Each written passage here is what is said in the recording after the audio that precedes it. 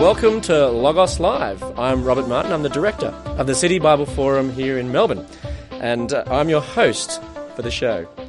Logos is Greek for word or message, and Logos Live seeks to engage the Christian message before a live audience in the CBD of Melbourne. And do we have a live audience here today? Yeah. Are they alive? Yes, we have. They are alive and they are cheering, which is great. And we also aim to have a little bit of fun.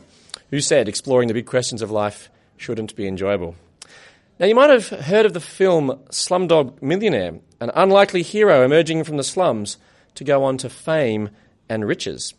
We love these rags to riches stories of people like fashion designer Ralph Lauren, who rose from humble beginnings to be worth billions.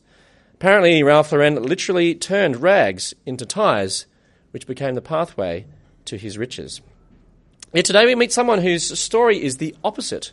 Someone who went from the life of the millionaire to instead to work with the poor in the world, in the slums of various cities around the world. Diana Judge was a senior global executive for Shell, at one point leading a 600-strong marketing team. But she gave that up and retired at 37 to found BreakFree Expeditions, a volunteer travel organisation who works with the world's poor. And she joins us now. Please welcome Diana Judge. Thank you. Live audience has given you a warm welcome, Diana. Welcome. Well, thank you very much, Rob. It's great to be here. It's great that you can join us. And I notice you have a slight accent there. Well, I noticed you had a slight accent myself, actually. So well, yes. Accent, sorry. Yeah. So yes, busted. I am from New Zealand. So it's very nice to be back here in Australia. Well, it's nice that you can join us. So your story, Millionaire to Slum, tell us a bit about your story. Perhaps maybe start with the millionaire part. What's life as a high-flying senior executive like? Yeah, it's great. It was good for the time. It was fun. But I think travelling around the world, staying in great places, meeting lovely people, great fun. In terms of satisfaction of your soul, not so much. I'm certainly getting a lot more satisfaction these days. But unfortunately, the downside of what I do these days is that I'm in the back of the plane, whereas before I used to be in the front of the plane. So I desperately miss the front of the plane. But, that's the only drawback, I'd say. Yeah, but I have heard, though, that in the event of an accident, or if a plane crashes, the best place to be is the back of the plane. I do console myself with that. That's right, as you're not getting business class, first class kind of service. Yeah, and that extra leg room. Yeah. So tell us a bit more about life as a high-flying executive. What would a typical week involve? Oh, a typical week, pretty much. Well, actually, I lived in Melbourne for about 3 years. Well, that's a lie. The furniture lived in Melbourne for about 3 years. I probably lived in Melbourne about 18 months. So typical life would be in the office, working 60, 80-hour weeks, and then getting ready to jet off to another place, to my global team somewhere. There were interesting moments. Used to have, bodyguards. That was because the company I worked for wouldn't pay ransoms, so you just had to, make sure that you whereabouts was that? Whereabouts did you have the bodyguards? In South Africa and also some parts of Northeast Asia. Did anyone ever get nabbed? Not that I personally knew, but yes, other oil executive females did get kidnapped from time to time. Yeah. Mm-hmm. Wow. So it was a real mix. You were never in one place for too long. But I think I probably declare myself a workaholic during those years. So that was probably, while I learnt lots of skills and things, that was probably the downside of it. I probably did turn into a bit of a workaholic. So you're living this life, a global executive from a large multinational. Tell us then what happened. Basically what happened, I was in India and I was meeting my team, a global team there for a meeting. And on my way back to the airport, we stopped at some traffic lights. And anyone in the live audience, have you ever seen Slumdog Millionaire? The movie? Yeah. There's a couple of hands go in the air. Yep. How about yes? Yes, there's a couple of yeses. Hands in the air are very difficult to translate in radio kind of context. Yeah. So there's a scene there where there's a young girl and she's part of a begging gang, change the accent, and they hand her a little baby and send her out on the street. Well, that's what happened to me. I was sitting in my car, chauffeur-driven car, being driven to the airport, and there's a little girl, she would have been about 8, and she was hanging on to a baby, and she was crying her eyes out, and she was banging on my car window, and she was just saying, "Help me, help me, help me." And the traffic light changed. We took off. And I'm like, oh my gosh, that was one of those, life-defining moments, and I cried all the way to the airport. So that was probably my aha moment about, time to let go of the trappings of the corporate life. It was fun, made a lot of money during that time, but that this was the moment that it was time to do something to help the poor. I mean, how could you not? Yeah, so that was, literally your Slumdog Millionaire kind of moment. That's right, yeah. Yes. So then what happened after that? So after that, it took me a little bit of time to negotiate my retirement from the oil company that I was working for. So you retired at 37. 37, yes. Yeah. Yeah. So basically, I retired, which was great. I had enough, saved, made some good investments, had enough passive income to live okay, and really it was about, what could I give back? I think possibly a lot of people sacrifice themselves and, work crazy hours and do crazy things for the sake of work so that they can enjoy a comfortable life. Well, I just decided I'd put a line in the sand, and that's when my comfortable life would start, in terms of, doing something which was a whole lot more worthwhile than working for somebody else, just doing the same thing in a different location, just running after the almighty dollar, if you want to put it that way. So was that what motivated you to make this change? No, what actually motivated me originally when I was 17, I wanted to do something to help the poor, but when it came to making study choices, I didn't want to be anything useful, like a doctor or a lawyer or a nurse or a teacher. You had to work for big oil. Well, actually, I went and trained in property, so finance, construction, law, and marketing. So I went into property development and then moved into the finance sector, and then missed my hard hat and steel cap, so decided that I would get a job that I really enjoyed, and it happened to be with big oil.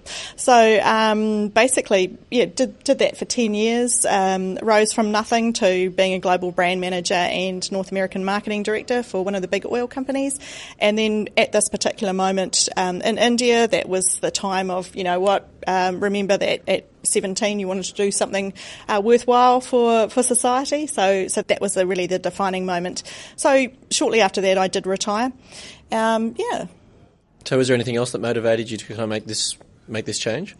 Well, I am a Christian, and I believe that looking after the interests in the widows and the poor is like huge. The Bible Society have gone through and highlighted in yellow the number of verses that there are relating to how God feels about looking after the interests of the widows and the poor and justice, and it's in the thousands. So it's a very dear topic to God, and one that I might have ignored, in the past, because you're just so focused on life. Is it easy to ignore when you're in this, bodyguards, fast planes, fast cars, etc.? Like, is it easy to kind of ignore those things? I think so. Absolutely. You just get caught up in the thing of life and the next target and how many million that you have to make that year, or hundreds of million that you need to make that next year, and where the next promotion's going to come, or it's so easy to get caught up in that. But that's the bit that doesn't satisfy the soul. And so you needed something like that Slumdog Millionaire moment to break you out of that. Yeah, that mould. And it was quite confronting. If anyone's ever been to India, they'll know what India's like. It's I've travelled to lots of places around the world, and India is definitely one of the confronting ones. But when you have a little girl crying her eyes out in front of you, and she's asking you to help, and the lights change and you just drive off, that's devastating. Yeah.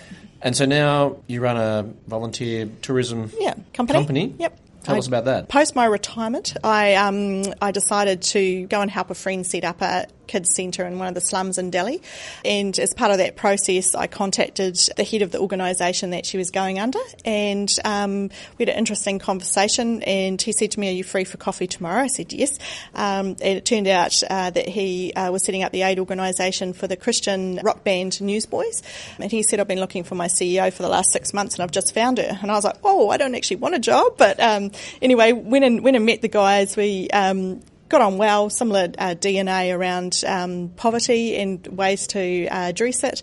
And so I worked for them for a year, setting up their aid organisation in the US, touring with them, recruiting money, people, doing that.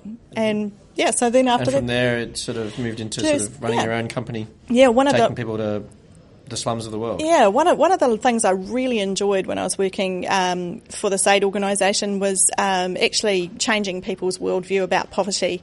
And so you can know about it intellectually, or you can see it on the news and we can get a little bit immune to it, or we change channel because that picture doesn't look very attractive. But actually to put people right in front of other people that are struggling in poverty is amazing, and it changes people's worldview. I know there's lots of different opinions on whether, short-term trips or doing that sort of thing has value. In my experience, all of our volunteers have come away with having a life-changing experience. And out of that, that's turned into something more long-term, whether that's been child sponsorship, whether it's been changing their university major from business to environmental issues, dealing with third world rubbish disposal, or whether that's, doing something else. So, yeah, we've seen a lasting impact, which has been exciting. So now you work with people in the slums of the world. What sort of things have you seen? What's out there? What are we immune to here in Australia? One of the things that we take for granted in New Zealand, Australia, is the fact that we have a welfare blanket, that catches us when we fall through the cracks. So if we're out of work, then we can apply for, welfare support, or if we need accommodation, then we can apply for accommodation supplement. And there are agencies available, government and non-government, that can assist us. Whether we necessarily choose and access them, as well as what we could do in our countries, well, that's always something up for debate. In these countries, there is no choice. There is, a lot of them are living on less than $1.25 US a day. So I had a coffee this morning. It was $4.50. So they're living on $1.20. The wrong place, I think. Yeah, you got ripped off. But it's basically a quarter cup of coffee, and that's that's food, housing, education, healthcare. That's everything, and that was in that quarter cup of coffee that I drank. So to put it into that context, it is quite different. So, are there any people or experiences that you've seen particularly that resonate with you in terms of understanding the poor of the world? Yeah, so there's a family in Mexico. We go up and build in Mexico with an existing partner that does a really good job on the ground. Basically what BreakFree Expeditions does, we recruit people and money and take them to existing projects that are doing a great job, and we support them in whatever way we can. And often that's through, building houses, because people are living in shacks which are probably, a couple of metres by a couple of metres, dirt floor, a bit of tarpaulin, maybe a few old pallets that have been pulled apart and nailed together, leaks everywhere, rats. It's really unsanitary environment, and also very close living quarters sends people to desperation. So we built for Anna and Marco. They were in Mexico and they were living in a house pretty much what I've described. And basically in a day we put them in a 2-bedroom house with a sleeping loft and a living area, and that really turned their life around. It turned their marriage around. It turned their health around. Just having a warm, dry house makes a huge difference.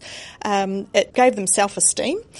So next time, Marcos basically the next week went out and got a job. Guess what? He's a house owner. He's not living. And the energy, they have so much more energy because they're not trying to survive in this freezing, horrible shack, which we would say would be a pretty awful garden shed that needed to be pulled down. So they use it as a garden shed now, don't they? Is that right? Yeah, the dogs. The dogs. It's for the dogs. Their old house is now. Actually, it's quite interesting. When we go and visit Anna, we say, "Oh, can we show people where you used to live?" And she goes, "Oh, I don't want to go back there. That's bad memories there." And so that really took me by surprise. She doesn't actually go down the back where the shed was, because for her that's just the worst period of her life.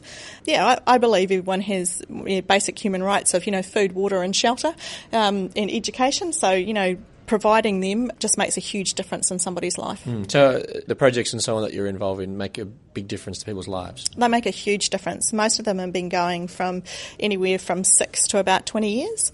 I had the privilege 2 weeks ago of being in Fiji, and a lady and her husband, and their 2 grandchildren were living in a goat shed. So again... With the goats? The goats had been evicted, right. but they were in there. The dad has got lymphoma, and there's family issues there, and so basically if he died, she would have been destitute. So they've been able to get a home, which we built for them, and we also had the privilege of watching her turn on a tap and see running water come out. And oh my gosh, the look on her face was it's one of those memories which is, in my mind, the little girl on the street banging on the window. Well, this is Marzina turning on the tap and seeing running water. Phenomenal, yeah. Now, to the more cynical, perhaps, they might think that it's imperialistic and insensitive for foreigners to come and waltz into countries and build houses for locals. And the accusation is also that you're taking jobs away from locals. How do you react to that? Okay, so I don't actually see things in terms of imperialism. I see people in terms of the person in front of me and the needs that need is confronted. So I don't actually see you as an Aussie. I just see you as a guy with lots of needs. No, just kidding. Well, fine. Well, we'll see if this one gets to air. That's right. It's going to hit the edit button. That's right. But no, you never know. Yeah. I mean, it's one of the really important lessons that I learnt in life. I went to a church and there was a homeless guy that used to come up and take a shower, and I just used to want to keep sneaking into the bathroom and get his clothes and burn them and replace them with other ones. But you can't do that. But I found him really, really difficult to like. My initial impulse was repulsion, and I found that really difficult. I used to hate myself for it, but that was what my initial reaction was. And over the years, I watched other people love on him and meet his needs in a really sensitive way, and do that, and that taught me so much. It really humbled me. So that's one of my little confession moments. But coming back to the questions that you asked about is it imperialistic and things. Well, I guess if you take one viewpoint, it is, but at the other one, I mean, would you want to live in the shack that I described? Would you want to live in something that had a mud floor? Volunteer? Anyone? There's a resounding silence, which I think means that we don't want to live in goat sheds or dog sheds. Yeah. I had people say to me, why don't you just send the money? And I've said, sure, will you front up, if you want to front up with the money, or anyone wants to front up with the money for the costs of the trip, I'll by all means deliver 100% of it, account for every dollar of it, and no problem, we'll hire local people to build a house. Well, I'm yet to see the first dollar. So unless people actually go, then it doesn't actually happen. And also we do actually provide a lot of employment by providing volunteers that go over there. So in Mexico, for example, we employ 60 people behind the scenes at the lumberyard, paint, putting down concrete. So there's a lot of employment that goes. Volunteers need somewhere to stay as well. They need somewhere to stay. They need money and to eat. Yep. Yeah, that's right. So a lot of money is put into the local economy, and I think you really can't discount the fact of relationships. So we have families that are in tears because they go, I can't believe that somebody who doesn't know me from the other side of the world has actually come here to do this for me. And so that care and concern for our fellow man, regardless, and woman, regardless of where they are based, what their religious background is, or whatever, just that care really is humbling. And so we're part of families all over the world who have received homes with no strings attached, and they consider us part of their family, and we consider them part of ours. And it's really lovely, the relationships that you build. So it's not so much the donor recipient thing. You would have seen, Rob, you've come with us, haven't you? I've been to 2 Mexico trips. Yep. And right. You've visited Anna and Marco, haven't you? I have, yes. Yeah. I've been into their house and visited other people like Veronica and Sandra and Edgar. So these neighbours. Not just donor recipients, as you've said, they've actually become your friends. Yeah. They become real people in your lives. They personify what poverty is really like. When you think about, who are the poor in the world? Well, I can tell you some. I've met them. So now, the Bible verse that we're reflecting on today, the Logos of the day, comes from the Old Testament book of Jeremiah. Now, Jeremiah was writing to God's people, the Israelites, who were in exile. They'd had a very difficult time. They'd been defeated, captured, and deported to Babylon, the most powerful nation on earth at the time. Now, things were looking very bleak for Israel, and God's promises to them seemed a vain hope. But then Jeremiah writes this, and it's Jeremiah 29, 10 to 11. This is what the Lord says. When 70 years are completed for Babylon, I will come to you and fulfill my good promise to bring you back to this place. For I know the plans I have for you, declares the Lord, to prosper you and not to harm you, plans to give you a hope and a future. Now, this is actually the verse that you put on the houses that you build in Mexico. Why is that? Okay, so we basically we put it on there for the families, so that they can remember who built the home for them. So we'll just, what year it was built and what team that it was built, and we put this verse in there as a reminder to them, because sometimes everyone knows life gets tough, and they've certainly lived in a tough life. And I've sort of encouraged them that when life is tough, they go out the front door, they have a look at the plaque, they remember that God has remembered them, they remember that God is real, they remember that He has plans for them and plans not to harm them, plans to give them a hope and a future. And for some of the families that we don't, that aren't Christian, because it doesn't matter who we build for anyone. If they need a home, we'll build for them. So the cool thing that I encourage those families is that God's already got plans for them, and a really cool verse in verse 22 when it goes on, plans to give you a hope and a future. Then you will call on me and come and pray to me, and I will listen to you. So just encouraging them that when they go out there and they see that, yes, God remembered them and has plans for them and has built them a home. They don't know what's going to happen in the future, but you know what? They remember where their help comes from, and that's God, and to really encourage them to, speak out and ask God to help them in those times of need. And so that's one of the reasons that we put that on the door for them. Yeah. So what else do you make of that verse? How else does it inspire you? How else does that inspire me? Yeah. Well, personally, or for the. From both. Yeah. Oh, from both. I think. How does that inspire me? I think it's really exciting that actually God has plans for us, don't you? Mm-hmm. Yeah, and I think and their plans, not to give us a hope and a future and not to harm us. And I think that's something in our everyday life that sometimes we can forget. We might think that our world's just become a little bit too small. But when we remember that verse that God has got good plans for us, then that's very encouraging. But then, as I say, onto the second verse, which is, then you will come and call on me, and God's already said He's got plans for you. He's just asking for us to reach out and call on, and so that would be an encouragement for myself and for everyone. I think that, yep, God's got it sorted. I mean, it's also important to remember the original context in which this was given, which was to the nation of Israel, the people of God, when they were actually suffering dramatically. They were away from the promised land. They were exiled, they'd been defeated, they'd been captured. The promises that they had received seemed as though they had come to nothing. Things were looking pretty bleak, and yet there's a confidence here that, well, God is actually going to look after them. And it's interesting that He actually tells them to build houses, which is interesting for a house building, someone who does houses, settle down and actually realise that, well, the promises will come, but you just need to wait.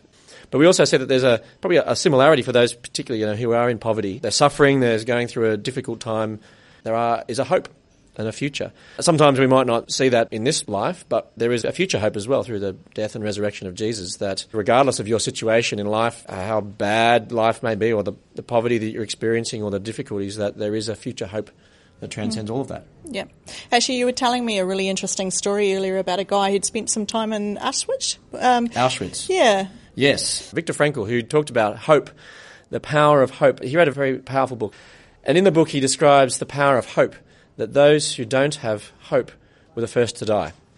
Even though someone was still physiologically fine, if they gave up hope, they were dead. And so it was the power of hope, I suppose. And this is what this passage is in many respects offering to a nation of Israel that seems as though everything has gone wrong. There is hope.